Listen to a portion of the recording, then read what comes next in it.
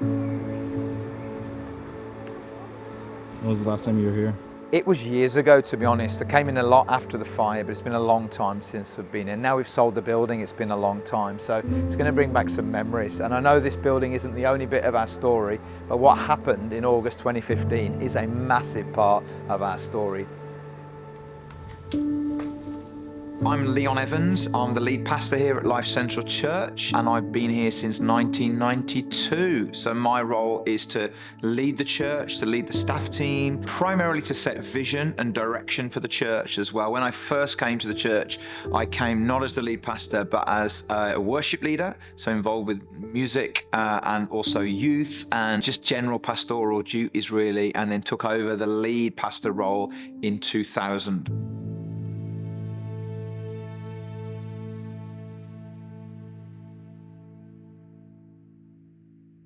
So the church officially started in 1979, so it's a long time ago now, and it originally started with the vision of one lady called Margaret Hill, and she lived in Halesowen in this town, and she had a vision really for a church that was Pentecostal in nature, that was lively, that were reaching out to the community, and so she kind of gathered really a small group of people in Halesowen who had that same kind of vision, and so they started as a house group. They literally met in her house, and then they moved around different houses, and that small little group of people began to grow. We set a shot, don't we? For you, just like in the movies. Oh! Yes. Go. So we'll have you say your name and then just... My name's David Hayward. There you go. Awesome. Thank you very much. Your name and then clap. Martin Brown. Here we go. My name is David Jones. I've been at Zion Christian Centre, Zion Pentecostal Church, since around about 1983. And since that time, I've been involved in a number of aspects of church life. I'm Bernard Jones. I live now in Halesowen. Have done since 1986. And we started attending the church in the late 70s. My name's Iris MacDonald. I've been coming here for quite some time. I used to be part of the choir that we had, the singing and lots of other things. I worked in the office for a while because we hadn't got the people, as many as we've got now. My name's David Hayward. I've been around here in Life Central for a very long time. My name is Martin Brown, and I've been a member of the church for 42 years and counting. Currently, I'm now retired, and I support a prayer meeting which we hold every Friday morning, 6:30. Bit of a plug there if anybody wants to come along. Soon after I joined the church, I was asked if I would be an elder.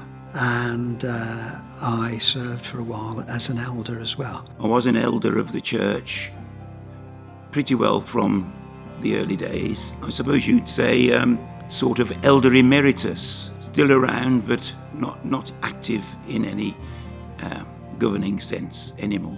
But over the years, I've done Bible study, Bible class studies. I was a member of the church council when we had a church council under Nigel Tween, and I was the building manager for some years, sorting the building out. But that's going way back before we had an official sort of building manager. And then as that grew in the house, and it just grew too big for the house, in 1981, they moved into their first building, which was an old Methodist chapel on the Stourbridge Road here in Halesowen.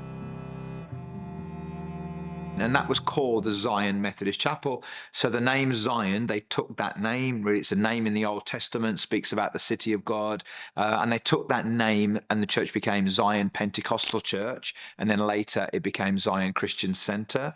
So the first official lead pastor was Brian Cole, so he started in that group really that were meeting in the home, then went into their first building. He became the lead pastor. And then between 1981 and 1984, they just grew like crazy. When I first walked into the church, I remember walking down the road dressed up as you did in those days with a Bible under my arm. Once in the church itself, the church had a balcony, but the congregation was so small we didn't use the balcony.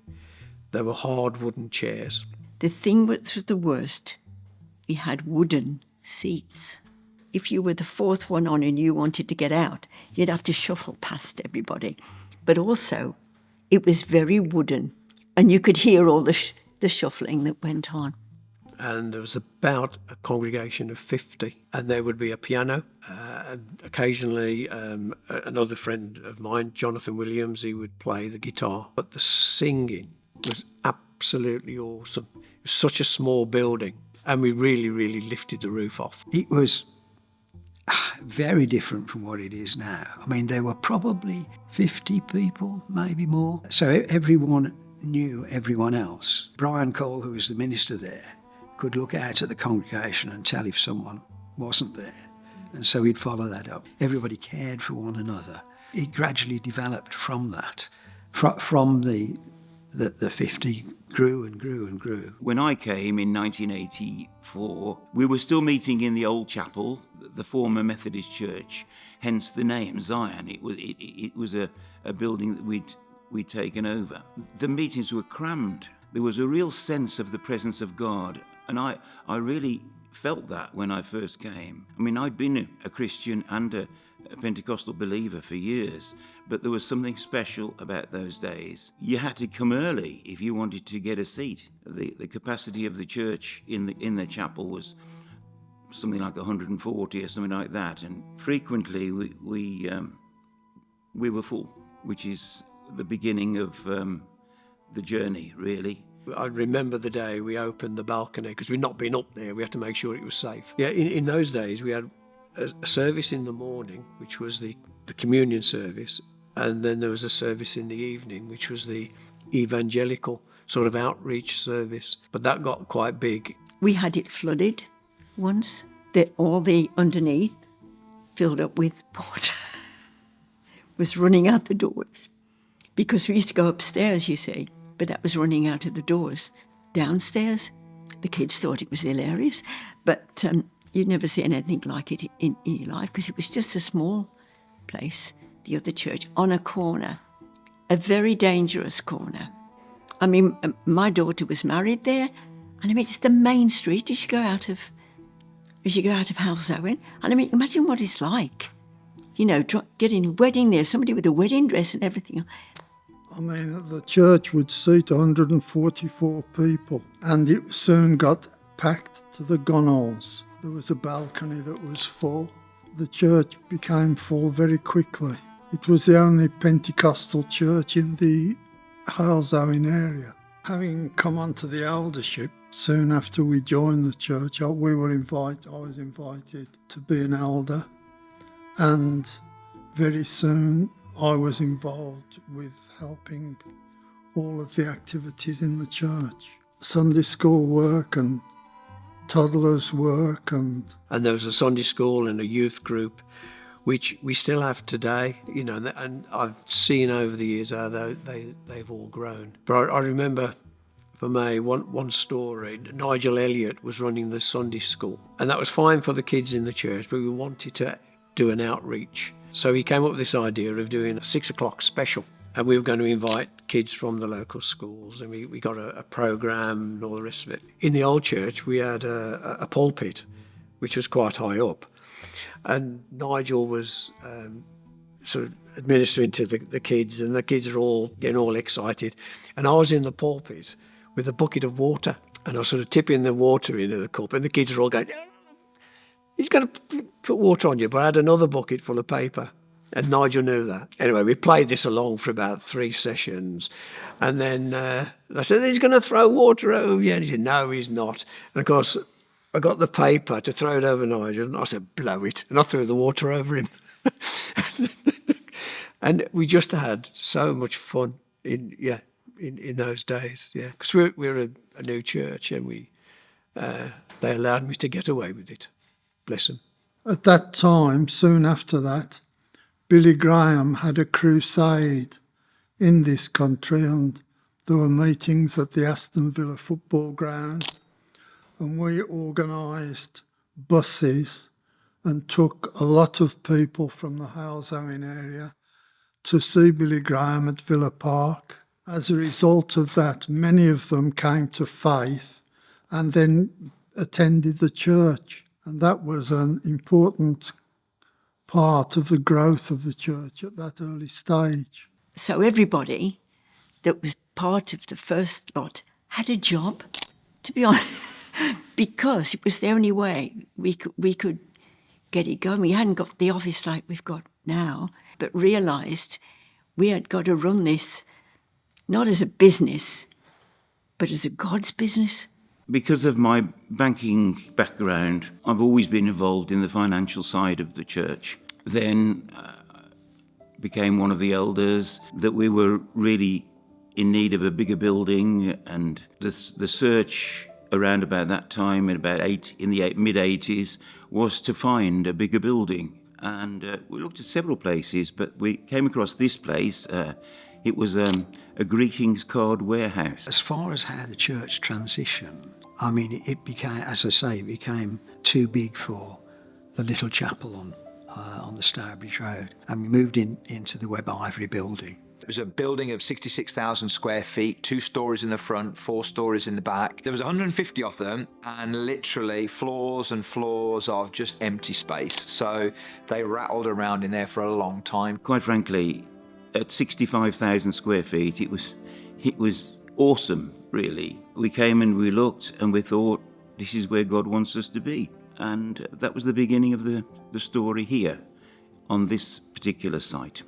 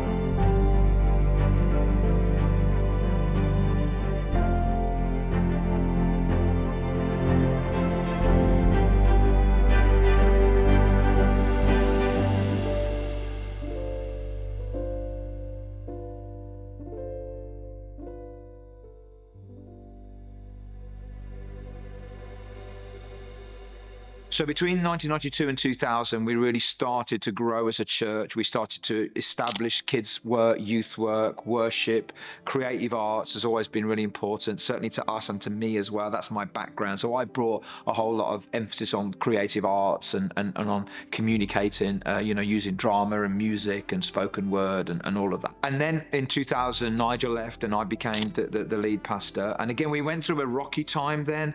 You know, there was a bit of challenges around that kind of era. We lost quite a lot of people. So I had to really kind of rebuild the church. Also, because the building is a 1950s building, there's a lot of asbestos in the building. And so we've had to raise loads of money over the years. And one of the first things I had to do as a young leader in my mid-30s was trying to raise £100,000 just to clear some asbestos. Otherwise, all of the youth and all the kids' work was finished, really. We couldn't meet there if we didn't clear the asbestos, which we did. And then after that, started to grow, really, again, and new staff joined, new ministries, new activities. We started then to look overseas as well. So we built relationships in Africa, in India, especially in Eastern Europe. My heart is Eastern Europe, means Bulgaria, and then latterly in Albania as well. So the church has begun to grow, and I think our whole heart as a church has always been, our mission is to help people find and follow Jesus. We've had many mission statements over the years. Not too many, but we encapsulate our mission now in being a church that wants to help people to find and follow the Lord. And I think that perfectly sums up what we're about. I think there are two things about Life Central that, whether favourites is the right word, but I really appreciate. Number one is that throughout its history, it's always had an eldership which has been determined to hear what God has to say and to follow what he's telling them. And that, I think, is one of the reasons why the church has grown and grown as it has and still is growing. I love how we sing. I love what we produce. I love to see the children coming. The freedom here. there's no reason now you can't talk about anything. There's always somebody to help you. And it's always been like it. It's a place where you can actually meet people and talk to people. I love the ambience, the music, and the worship, and the word, you know. All of those things are important, but meeting with people, playing a part in other people's lives and helping them to find and follow Jesus, that's what I think is my favourite part. Well, I enjoy coming to the Sunday morning service and being part of the worship. I enjoy the preaching here. It's very clear, helpful and precise and scripture-based, and I find that very helpful. Back in the early days, we had a Sunday school, we had a youth group, and we still have those things, but they've evolved. It's been great to see the people, the fresh people come in, and it's like whoever it is, I mean, it's Sam today, and he's perfect for the job, and I love the energy that he's got. But throughout the history of the young people's work, there's always been the right person. So I'm thrilled, and I'm a firm believer. If you get kids behaving correctly and youth behaving correctly, if you lead them properly, it would solve most of the ills that we have in society. My son-in-law is a minister in the Church of England, and they don't have the youth groups, nothing like the youth groups that we have. The other thing is that the church is outward looking. There is an old hymn that goes, "Hold the fort, for I am coming. Jesus signals clear." And you've got the idea from that hymn of the church sort of embattled and fighting off enemies. Whereas really what we're doing here is going out and claiming territory. And I think that's something which is really important to me too. But those are the things really which I really appreciate. So every time we meet on a Sunday, every time the staff meet together, every time we gather leaders together, we always share good news stories, what God is doing, some stories of life change. That's really important to us. And that's probably best celebrated at our peak moments of the year, which are always our baptism services. So when people get baptized, for us, that's the culmination of everything that we do, because we want to help people find and follow Jesus. That's our mission. Often, several of them will tell their story, either live or on video. And then that's when you hear things about, I came to the food bank, or I watched online, or, I went through a difficult time in my life and someone from the church helped me, or I came to a special event at Christmas and God spoke to me and I wanted to come back. All those kind of things. That's what makes it worth it, what we're doing. And for everybody involved in the church, when baptisms happen, we can all see why we do what we do. Life Central is a charismatic church. Many churches aren't of that flavour, and I enjoy the charismatic style of the church. We make a supreme effort to be accessible. This church goes out of its way to make people feel comfortable right from the moment they first walk in. The ambience is totally different to what they may have expected in a church service. A bit louder, upbeat, friendly, joyous even. And I believe that's our mission really, because we're people who love the Lord Jesus, want to follow him, and we want other people to have that experience too. I don't know whether it's different to any other church. There are other churches like Life Central. But I think what distinguishes us perhaps locally is that we are committed to helping people find and follow Jesus. We're outward looking. That often you find that churches will be, let's look after the membership. And yet that's, as I say, that's absolutely the right thing. But if you do that to the expense of reaching out, you're not fulfilling the commission of Christ, are you really? I think that's a distinguishing factor. I think we have a brilliant team of people that when you come to hear the gospel, you'll hear it. And that will come into every single Sunday that you come. Through Leon and through others that we hear then. Brian wasn't here, but he's been, funny enough, he's been back. Brian Cole he was at the little church where we were. And he came back. And the one Sunday he was in here, suddenly realised he was here, you see. And he'd come with his brother, But his brother had gone to another church and he said, I'm not going there. I'm going to where I belong. And I think that's it. You don't ever not belong here. Once you're here, you belong. Our vision has always been a church that would reach the community. One of the things that we felt God say to us, it's a little verse in the book of Genesis where it talks about the fruit overhanging the walls. And we felt that that was a word that God gave us as a church, really, which we still do. And again, that was given by somebody before I ever came to the church. But that's been something that for us all the way along is what God does here is not just for here, it's to go beyond the walls. The one word that captures this church is professionalism. Everything is done, professionally and, with panache. And that's not to say that where churches don't have the people in it with those sort of skill sets.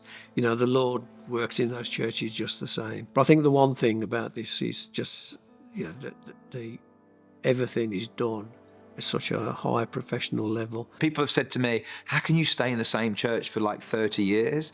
And I'll say, because it doesn't feel like the same church. It keeps growing and evolving and innovating and recreating itself as well. So the church was really growing through 2012, 13, 14.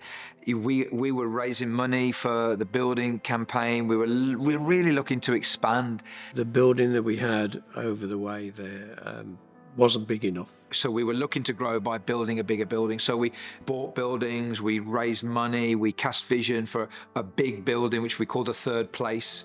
People are looking for community in three places: home, work, and the third place, and that can be anything. And we wanted to be that third place. The elders had invited companies to come in and come up with plans for basically extending the building. Now the building was upstairs, so it's a bit limited in what you can do, but you could knock walls down and rearrange things differently. I always thought the church should be in this building because it's on the ground floor, and you can extend on the ground floor. And then in August 2015, we had one of our highlight services, which was our baptism service, and that was all lined up for the Sunday. So we had a baptistry in the old building, and the water was there, and there was a heater. We used to put these old school heaters in, and we'd leave them on overnight. And we'd done a series over the summer of Mr. Men and Little Miss. So there were a whole load of Mr. Men characters all on the stage. And I was away in Bulgaria on a trip, and I got back late on the Saturday evening. So everything was set up for the baptism on the Sunday. I'd gone to bed, and at 5 o'clock in the morning, my wife woke me by shaking me, saying, the church is on fire, the church is on fire. And I was just completely disoriented, didn't have a clue what she was talking about. Then I realized what she was saying, the church was on fire.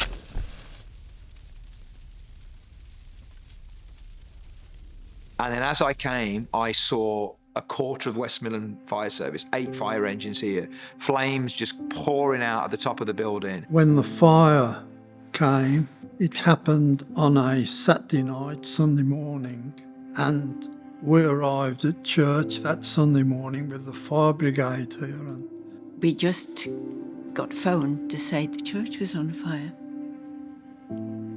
And it's hard to believe. And when we came down, the fire brigades were here and everything, as you can imagine.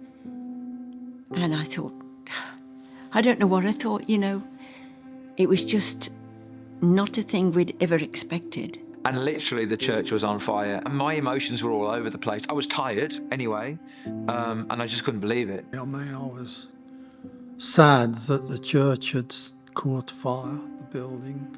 I didn't think that it was as serious as it was. But of course, fire damage is far more than just charred wood. And I suppose my first thoughts were, how are we going to build it again? How are we going to get it going again? Eventually the fire was put out, and then he said, okay, you can go in. And I was the first person that went in, and I have to say I was devastated as I went in. But it was a frightening time, I must admit, to see your church in flames. We just remember coming in when they allowed us in, didn't we? And we stood there, and I think both of us cried because we worked hard. It was all I'd known, that building. It's all I'd known in terms of church since 1992. This is now 2015. It's where we dedicated our children. It's where, do you know what I mean, where I married lots of people, where we had lots of funerals, lots of memories, and just to walk up the steps and just to see everything like it was, like all of the instruments were melted, TVs were hanging off out the ceiling, you know, it smelled horrible, and it did for a long time. You know, all my office, all my books, everything, it was just horrible. It was a great pity, really, because there were other premises that were being used, like the hairdressing salon was ruined, and the coffee shop which we had there was out of action. All the offices were in that front part of the building. They were lost.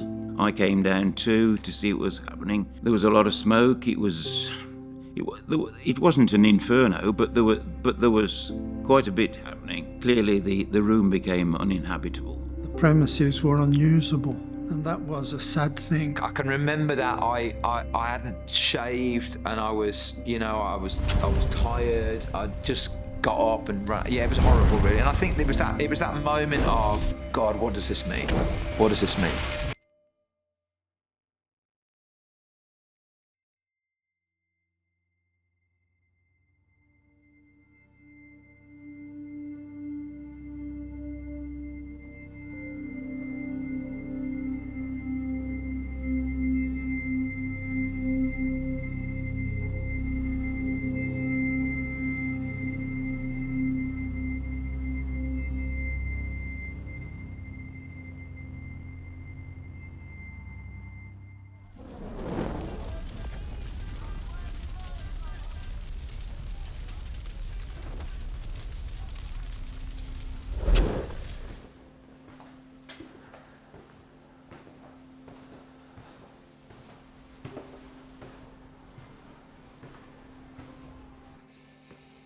I'm going to stink after this, that's anything.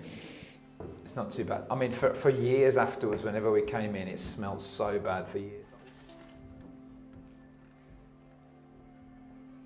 And then they showed me, the firefighters said this is where it started.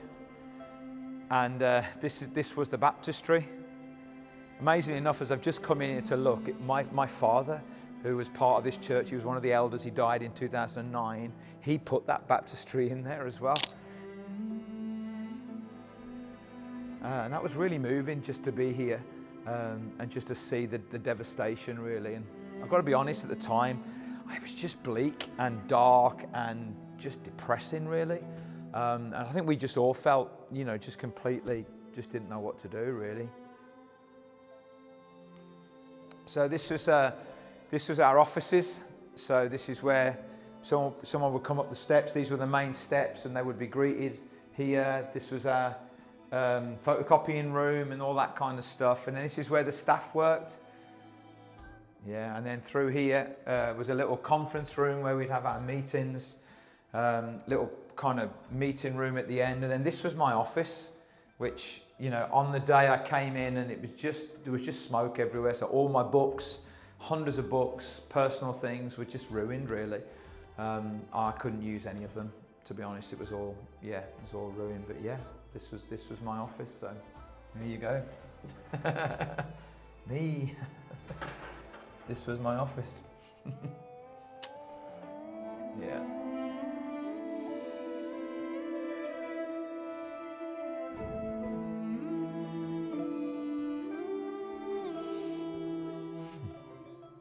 But what was amazing was that was the Saturday, well, that was the early on the Sunday morning. So obviously we missed church that Sunday.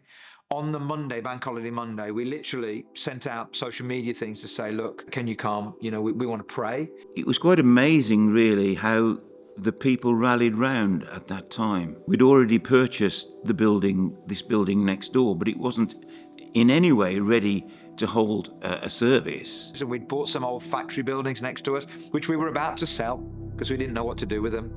And then we said, we need to turn that into a church. But that next weekend after the fire, literally well over 100, I would think, people turned up with everything that they had. And so Tuesday, Wednesday, Thursday, Friday, Saturday, just people came and worked. The way the whole church came together, you know, with paintings and sorting the electrics out and all the rest of it. Everybody said, come on, we've done it once, we can do it again. Didn't matter what it was, You know, if you got to clean the toilets, you clean the toilets. It didn't really matter. And we really turned this space into a place fit to worship. You know, I wasn't shocked. I didn't think, you know, this is it. It's going to be. I knew that we'd rally round. We missed one Sunday, which was the Sunday of the fire. Within a week, we were down operationally for 1 week. And it's just great the way that the whole church came together. In our case, the church becomes stronger when you literally come through the fire. There was a real sense that God was moving with us here, that we were in the right place. We were going to make a success. So the fire has actually proved to be a real benefit in financial terms and in somehow, I think, giving a new energy and a new start. The church basically moved from one building to another, but there was a sense, I think, of excitement. I mean, the church now, you come in on a Sunday morning, particularly at the first service, and you have to sit right at the back or you're struggling to find a seat. That's really great. But the church was growing even then. So one way or another, God had got to move us. We didn't think it would be a fire. You know, we just know that in the goodness of God that He provided, you know, in so many ways. But the other thing that happened as a result of the fire was, rather than us going down the direction of building a big building, we then started to push out and to think about other communities and to grow, to help people find and follow Jesus by moving into different communities. So it was almost like the fire just stopped us in our tracks and sent us in a different direction. Same mission, just a different strategy. The Lord's hand was in it in some way. I'm not saying, you know, He's a firelighter, but yeah, I just think, you know, here we are in a great auditorium. It gave us a great opportunity to replan the church, you know, with the stage, and you can get in and off the stage because we had a makeshift stage over in the old building. So you know, we were able to plan things better, and this is a great facility. The church is led by people who are committed to hearing what God has to say and to doing what He tells them to do. Because of that, I mean, the church has been through some difficult times in the past, not just the fire, but other difficult times. Always, God has led us through. Always. We've known God to be faithful in the past, and it was sufficient to say God will be faithful over this situation and in the future. I mean, the truth of the matter is that the church is the people. The buildings are great and the facilities are wonderful here. But in fact, what makes the church is the people. And that is the body of Christ, of course.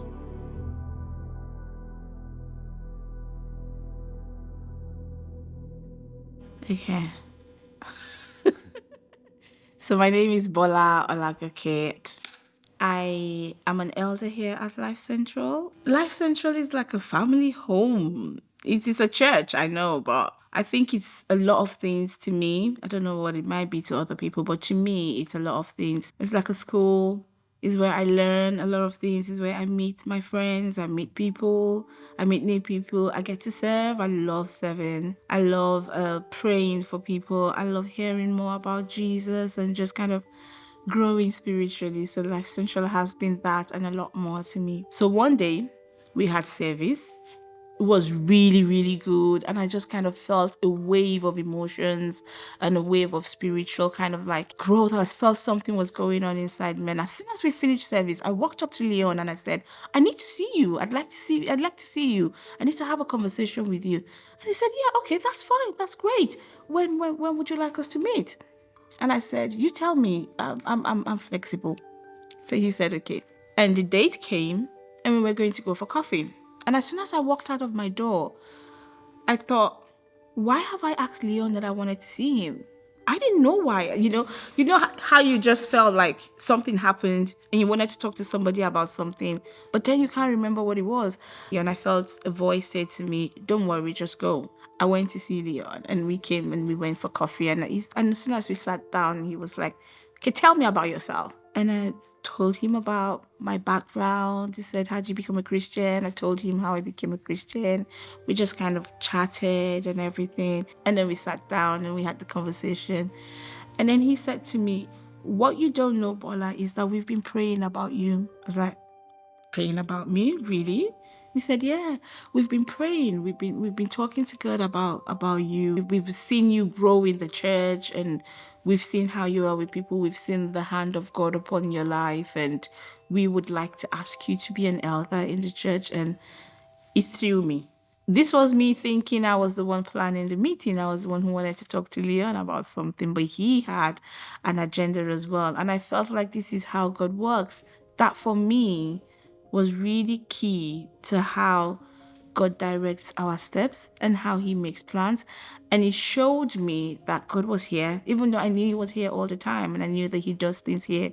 But that was like a huge confirmation for me. And so that was it. He asked me to go and pray about it. And I went and spoke to my family and we prayed about it. And then I came back and I said, okay, that's fine. And so here I am. So within the next 5 years, we're still limiting ourselves to 2 services now. I've seen a glimpse of what it would look like when the church is really full to capacity and people have nowhere to sit. But I think the church is in a really good place and is ready to grow even further. You know, I think there's so many churches that have grown, and then when the leader retires or dies or moves on, then they descend, and I don't want that to be the story here. I want the best years of this church to be ahead. I like to see the young people doing so much. I mean, they do far more now than they've ever done. Seeing them up on the stage, singing, part of the groups, and I think that's because this is how it has to grow, doesn't it? We can't do this. I mean, when I think how I used to think, I can't do that anymore. We know that the people are coming up that can't take that over. And it stops the worry of your church because you're preparing younger people ready to take on the jobs. There are probably a number of churches like Life Central in this country which are charismatic and Pentecostal. I would like the church to be able to continue on the line where we already are, but to expand into other areas. But the truth is that it's the lost that needs saving, and that's where we need to be going. There was a prophecy given when we were at the old church in Stourbridge Road, that the fruits of the church would overhang the walls. And that's what we've seen happening. I'm sure there will be more young men and women who will actually go and become part of churches or build other churches. So that's the way I see it moving. And it's exciting, isn't it, for the future, really? So I'm looking at that period that would come when the church would have maybe 3 or more services. I'm looking at that period where there will be more multi-sites everywhere. We're doing a lot with online, which is really good because we didn't have that before, and we're growing. Well, the first thing that's got to be said, that whatever change happens, the Lord's got to be in it. And we have a leadership and a church that's dedicated to following the Lord. There's a prophecy given many years ago about the way the fruit will overhang the walls. And we thought that meant people going out and starting other churches, which has happened. But I sense the fruit is obviously the Word of God, and we're now doing online church. And I think that instead of bringing people in, we can reach people in their own homes. If we're going to reach the people in the numbers that we want to, it's going to be through technology, through social media, or through streaming the services. I think it's where God would want us to get to. It's not a vision just about the growth of the church in terms of, people and capacity. It's about the people who are getting saved. It's about, I imagine when Jesus first started his ministry and how he started with maybe 1 or 2 and 3 and 4 and 5. And people grew.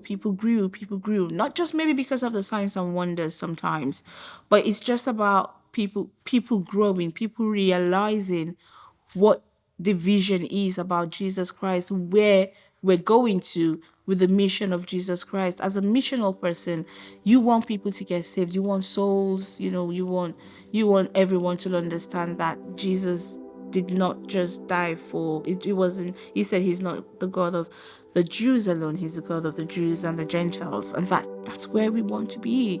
We want people to find and follow Jesus. And so not just 1, 2, 3, but a lot. So it's not just growing in terms of that, it's about growing wide and growing deep. Our story began with one woman who had prayer and faith to believe for a church here in House Owen. And over the years, we've seen hundreds, if not thousands of people come through the life of this church. We've had many buildings, we've had high points, we've had low points, we've had fires, we've had all kinds of challenges, but it's always been about the one person. We exist to help people find and follow Jesus.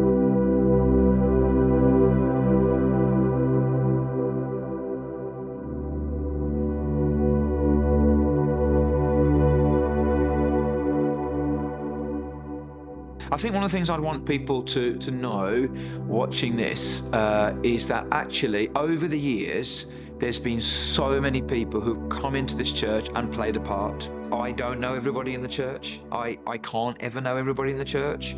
That doesn't mean that we don't think every single person matters, because we do. And close your eyes, and I got this cream pie, traditional kids love it, don't they? And Dave closed his eyes. And I threw and I hit him so hard, we both gamboled off the chair, and the cream on the pie, I'm not kidding you not, ended up on the wall, the other end of the church hall. What we thought seemed to be awful at the time was the very thing that we needed to get us moving and begin to realise we were spreading quickly. I think it's really important that the faith that we profess and put into practice on a Sunday actually impacts our Monday, Tuesday, Wednesday, Thursday, Friday and Saturday as well. But I'm just thinking that we would get to a church where people walk through that door and know that, yeah, I'm coming here because I belong here.